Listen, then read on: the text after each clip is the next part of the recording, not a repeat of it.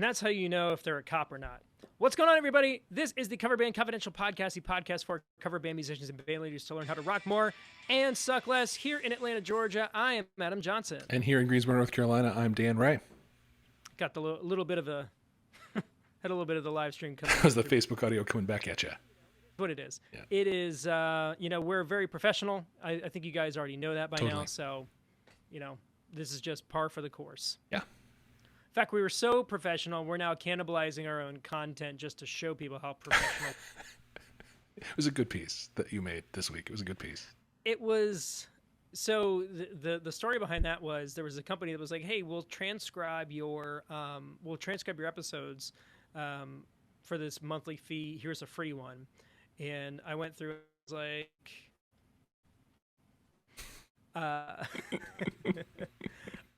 how many times do we say the word like? And it was 137. Yeah. So I was like, let's go ahead and let's build that. It took way longer than it should have. I'm sure. No, it was a very intense editing project. Yeah. Yeah. Had a lot of fun doing it, but man, that was very tedious. Yeah. But, just for the lulls, it was worth it. Yeah, the likes. There were plenty of common comments about, oh, well, I thought it was going to be this, or this. So just so you know, we could implement drinking games on so many different personal quirks and tics that we as hosts do. Yeah, so, some of which we're aware of and some of which were highlighted by a very rude transcriber. That in itself will probably be its own side lane content from here on out. So please do not play the drinking game. You drink every time someone says like, because it will kill you. Yeah, you'll hurt yourself. Yes, very, very likely that would happen. Yeah. All of that being said, how are you doing today, Dan? Well, I'm good. This is going to blow your mind. I actually have a gig tomorrow, and it looks like it's going to happen. So it's not going to rain? It looks like it's not going to rain. Yeah, it looks like it's actually going to be a thing that we do. It's been raining like crazy around here. You too. So glad I didn't have anything going on this weekend because it most certainly would not be happening where we are. Right. Well, we pushed back last week to this week, and Saturday looked like rain all week long, and then today suddenly, poof, cleared up. And so, we're on. It's going to be great. That's great. Speaking of pushing things back, most of you are probably going, hey, where's that interview that you guys were talking about so much? Right. The situation kind of changed in the middle of the week, and we couldn't get schedules lined up. So our interview with Finn McKenty will be next week. We've already got it on the books, and still looking forward to that. The story that I have hopefully will be closer to a logical conclusion, so it will be even more full circle than it is right now. So, it's not a big deal, and it will be good content whenever you get some of it. So that's right. Planning for good content is almost as good as making good content. Almost. Yeah. And man, we're really good at planning. We are. We plan some great content.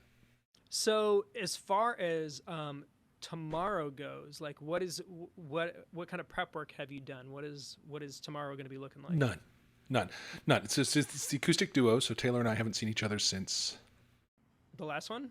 Early June is when that was. So it's going to be more about the rawness of the connection than the precision of the performance, I think. Although we did demonstrate to ourselves in June that we pretty much have it all in our muscle memory.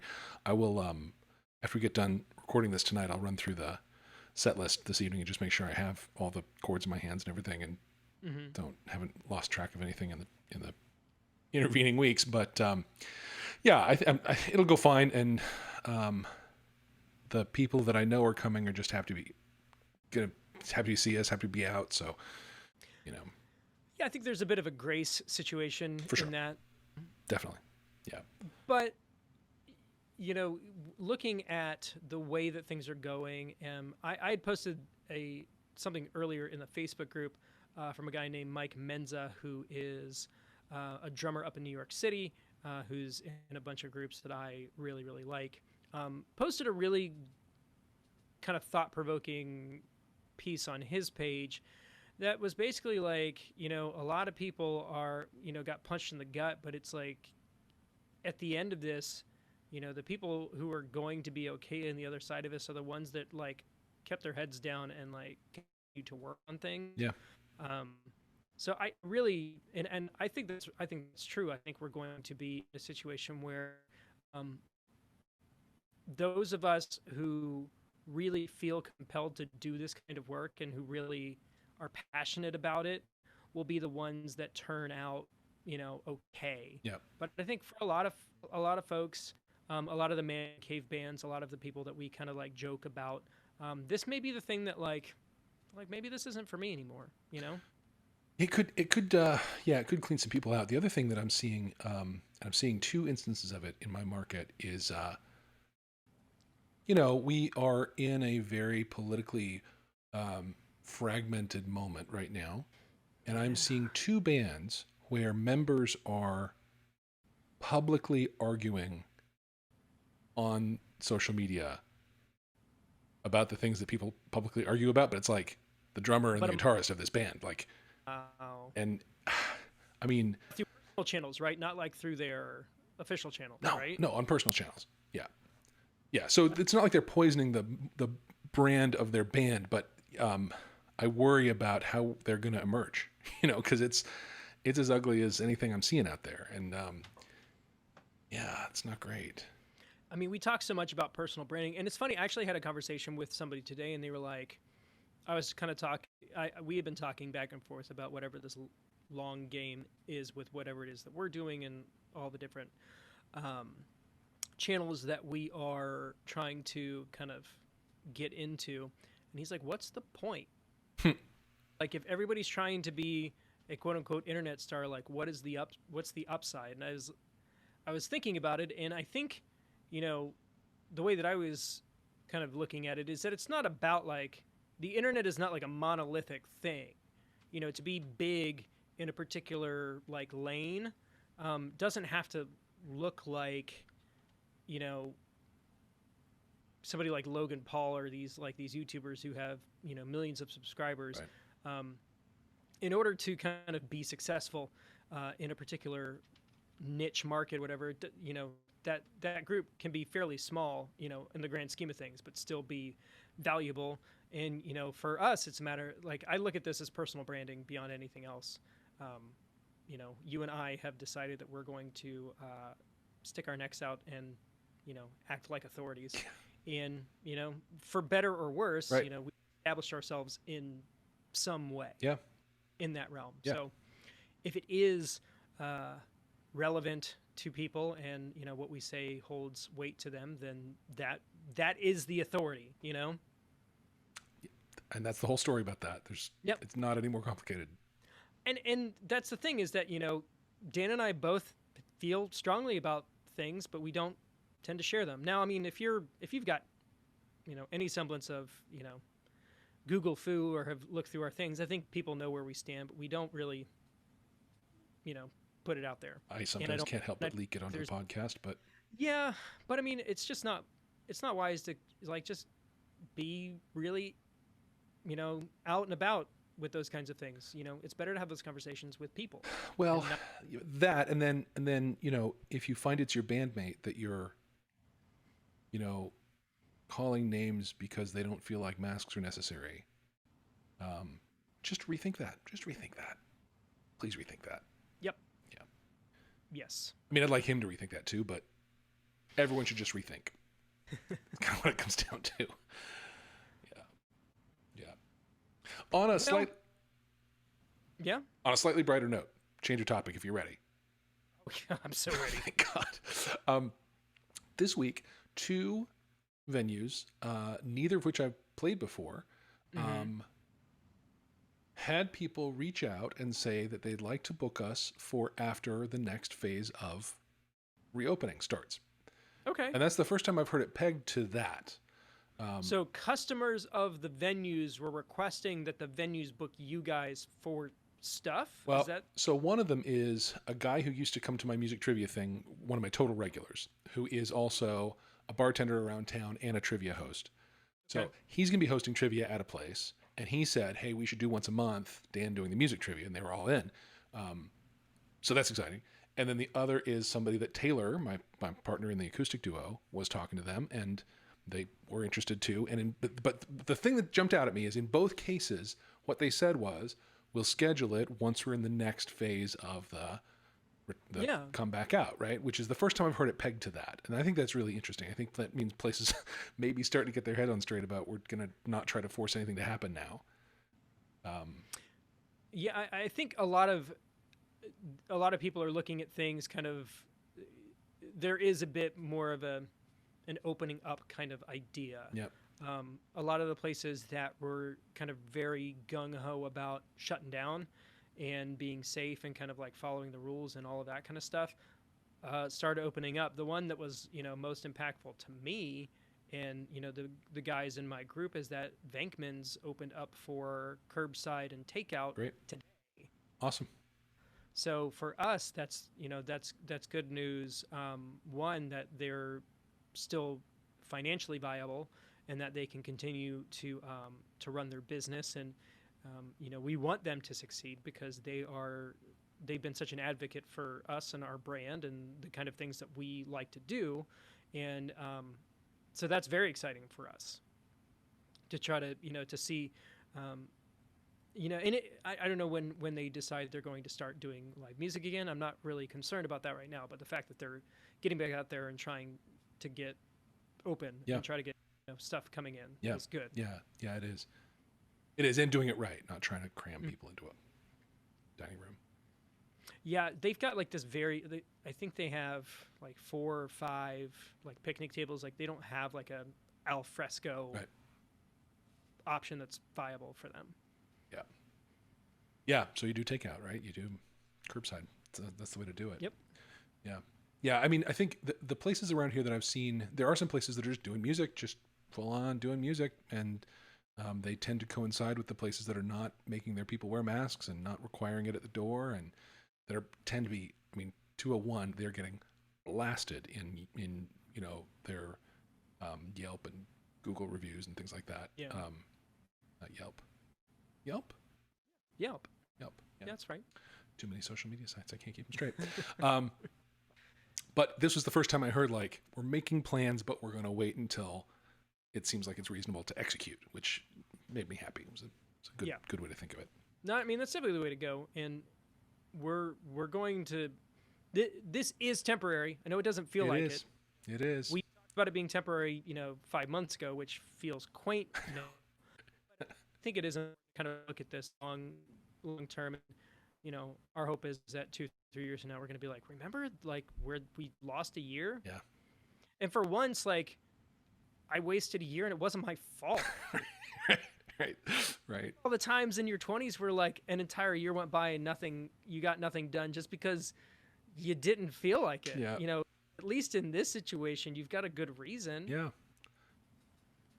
Yeah.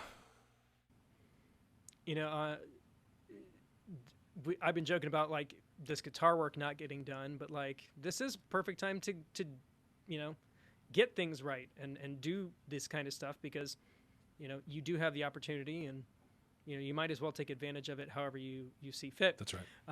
The nut for the Explorer did come in and it is on the guitar. Like Sweet. I got a picture from my tech and the clamps are on and it's like it's happening. That's the right thickness and yes. Excellent. Yeah, it fits in the slot. That's good. That's good. Very exciting. That's good. And when it intonates, it'll be even better. Speaking of gear, last week I said something really ambitious, which was that I was going to try to play along with tracks coming out of my computer into my interface and back into my streaming software. Yeah, you did say that. How did say that? Go? I can't tell if it's really the case, but it seems like the delay, the lag of the interface changed the next time I tried to do that, and suddenly everything was out of sync again. And then I realized I actually have a 4-input interface. Why am I trying to use the loop back? It's in the moment you're like, I'm not going to say anything about this because surely he's thought about it and I don't want to be rude or like second guess him, on the show. I appreciate that. You're trying to play the song from the computer when you could just like play it from like your phone. It can go straight in. Yeah. It's like less round robining. Yeah. And that is for sure the better approach. I did have it really beautifully dialed in.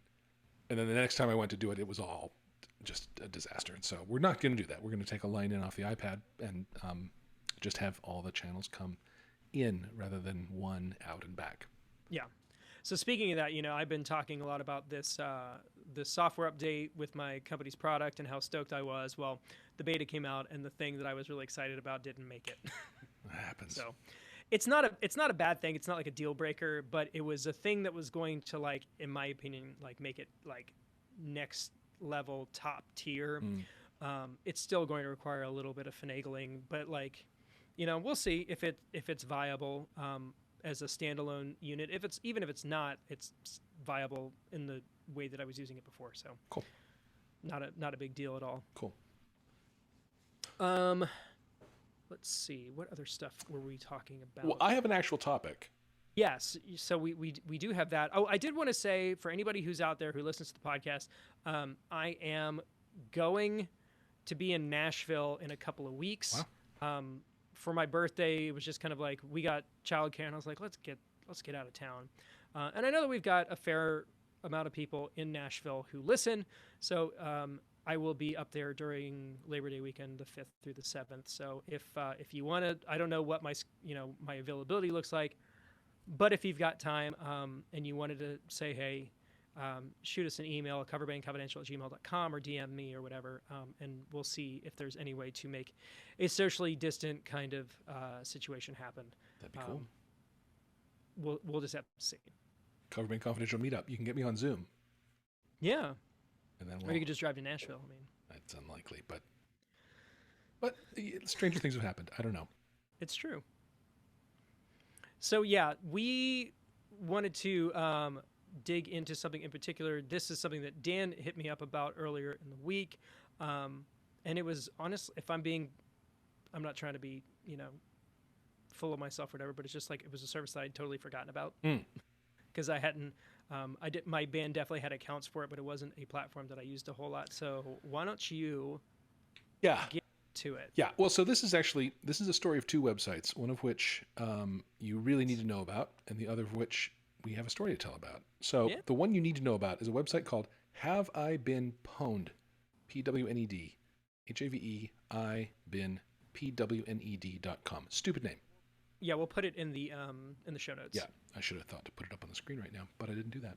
Anyway, what that is, despite being a silly name, is the sort of canonical archive of security breaches and leaks on the internet. So a website will get hacked, their database will get dumped, their database will get put out on the internet for anyone to see, and Have I Been Pwned is where you go to see whether your email address has been in one of those leaks or your password.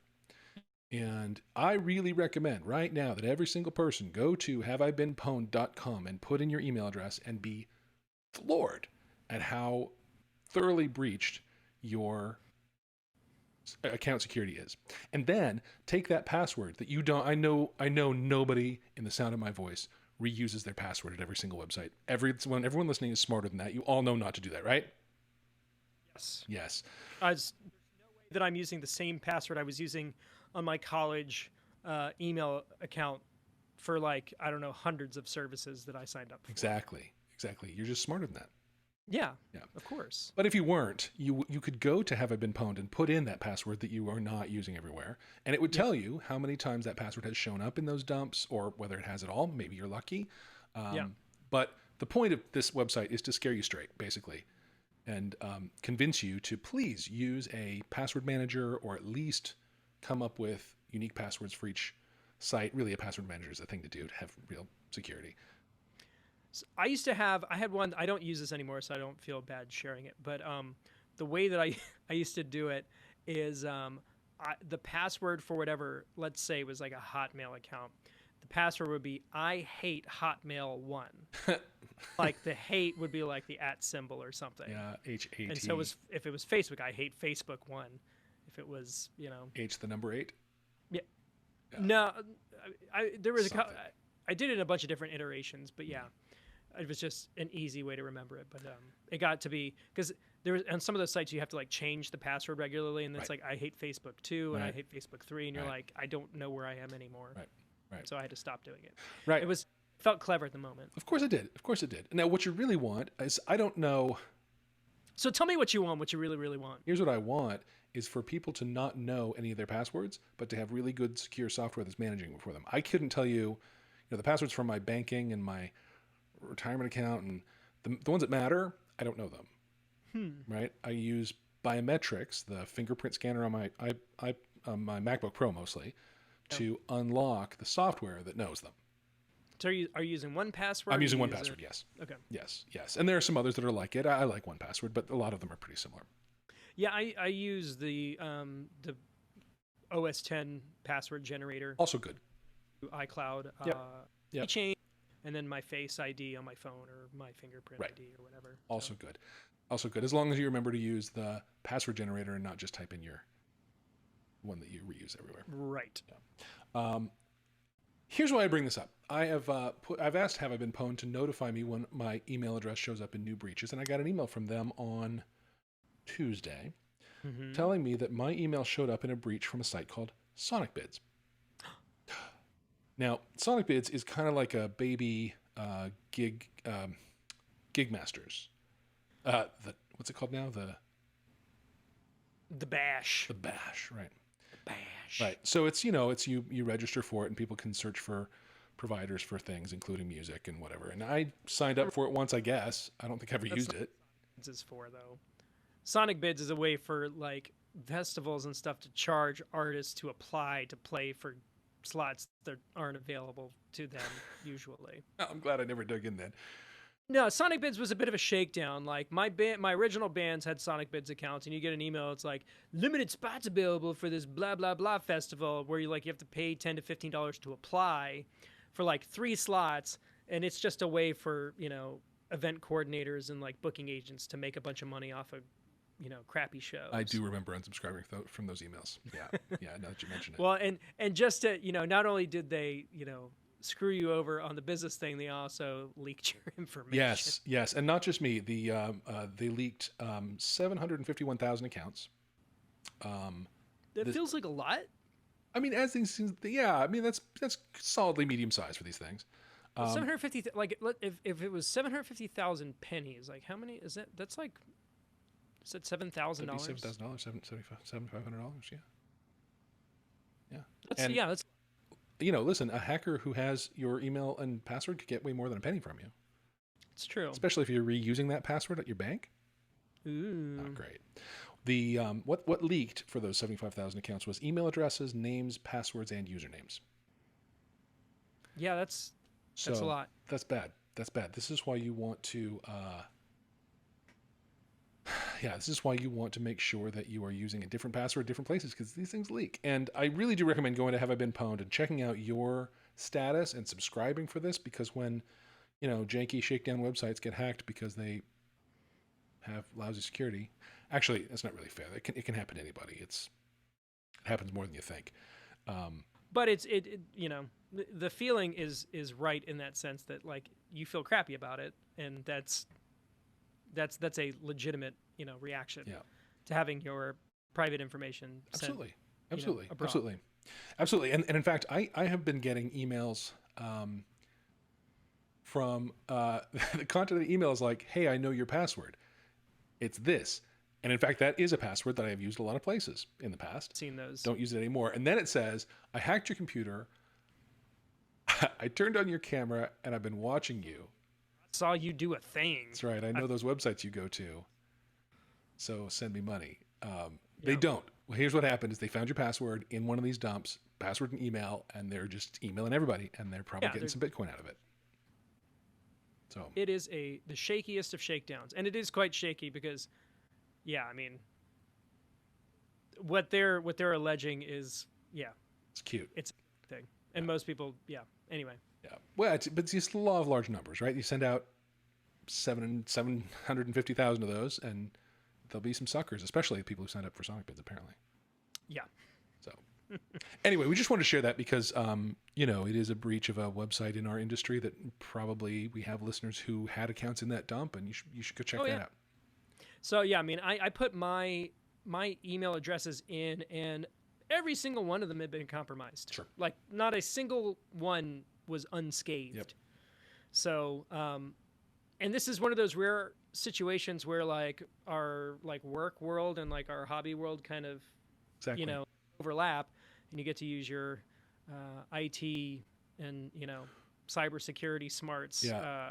to apply to a musicy thing. Yeah. So Well, and listen, the last product that I managed at my company was a security product, a single sign-on and security management thing, and I actually built in features to when a person signs up or changes their password, I hit have I been pwned to say like, has that password been breached? Do we need to let them know? Is that password too common? Are we going to throw it away?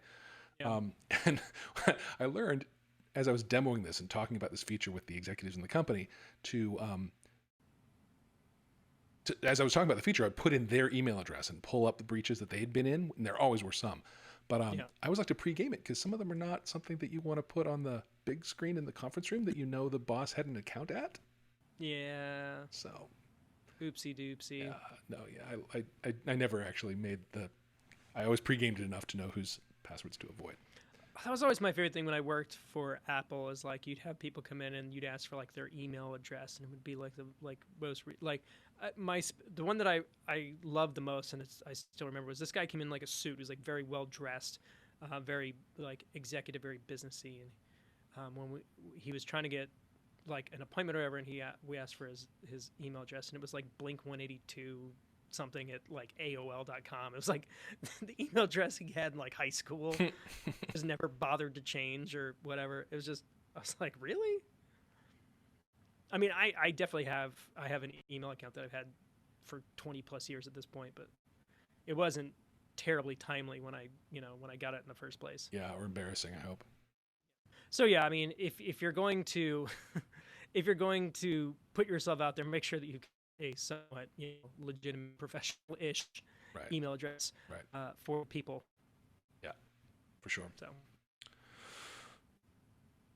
all right, well, that's what I wanted to share with everybody. Go know that you've been hacked. It's a good one. Security is important. Having account integrity for your all of your logins and stuff is definitely a good thing to prioritize. Good thing. Other cool things. Let's see. I don't know if anybody saw that link that I posted of Post Malone playing Cliffs of Dover. I did not see that. Wow. It's. I saw it posted on a guitar website, and apparently what's happening is that a guy who's like is a producer for him, and they're like buddies, have been doing this guitar challenge back and forth to each other. And he plays not the full Cliffs of Dover tune, but like the main riff, and and it's super clean. It's a little slower than it is on the record, but it is played perfectly. All right. So he wasn't trying to like rush through it and be sloppy. Like he played it correctly, and it's got feel. It's not just it's not a person who's trying to play guitar, who's trying to learn to play guitar, playing guitar live. It's a person who knows how to play guitar, who wanted to do a good job. That's cool. So go Post Malone. Go Post Malone. But like Post Malone needs our encouragement at this point, but right. And I was watching it was a Finn McKenty video actually in a Punk Rock MBA, and he's like, Post Malone needs to be careful. Like I feel like he's trying to court guys like us as far as like his fan base and cultivating stuff, but like we're not the people that buy Post Malone records or go to Post Malone shows. Right. And so he does kind of need to be careful to a certain degree about, trying to appeal to like the metalheads and the things, that particular crowd, because they're not going to be the ones that, help him continue to buy beer bongs. And not his audience. Yeah. No. But anytime he does something cool, I'm more than happy to give him props and shout him out. So because cool things are cool. Cool things are cool. I agree. But that's all I got, man. Me too. I hope to give a report of a really awesome show next week. Absolutely. And our hope is to do the interview with Finn on Thursday, and then have our schedule kind of back to normal. This week, my wife's birthday was yesterday, so there was no podcasties. So that's just that. Yeah. But we'll be back on track next week. Thanks to everybody who tuned into the live stream and all that good stuff. Hope you guys have a fantastic weekend. If you've got shows, be safe, have fun, make some money. But that'll do it for this week from Atlanta, Georgia. I'm Adam Johnson. From Greensboro, North Carolina, I'm Dan Ray. You're listening to the Cover Band Confidential Podcast, episode 116. Have a great week.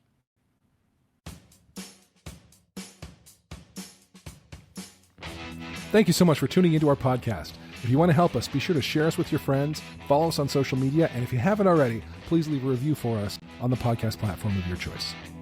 Facebook.com/CoverbandConfidential, Instagram @CoverbandConfidential, and Twitter @CoverbandConfid. If you have any questions, please email us at coverbandconfidential@gmail.com and consider supporting us on Patreon, patreon.com/CoverbandConfidential. And for more info, check out www.coverbandconfidential.com.